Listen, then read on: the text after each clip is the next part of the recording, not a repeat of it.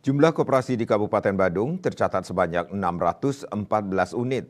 Namun dari jumlah tersebut sebanyak 68 koperasi dinyatakan tidak aktif karena tidak menyetorkan laporan rapat anggota tahunan atau RAT.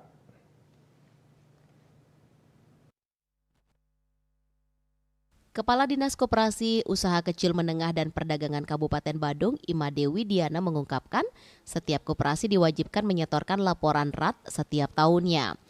Hal ini penting untuk memenuhi syarat mendapatkan badan hukum sesuai dengan jenis dan juga kedudukan koperasi.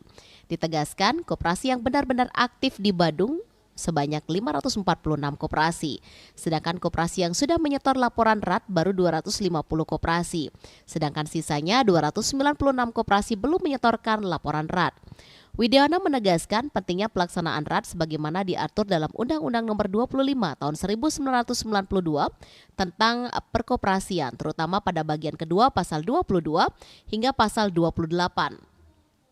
Undang-undang tersebut mengatur bahwa RAT harus dilaksanakan paling sedikit sekali dalam setahun dan pengesahan pertanggungjawaban pengurus harus dilakukan paling lambat 6 bulan setelah tahun buku berakhir, yaitu pada bulan Juni. RAT juga diatur dalam Peraturan Menteri Koperasi dan Usaha Kecil Menengah Republik Indonesia Nomor 9 Tahun 2018 tentang penyelenggaraan dan juga pembinaan perkoperasian. Aturan ini mengatur berbagai aspek penyelenggaraan RAT termasuk perangkat organisasi koperasi. Bali Pos melaporkan.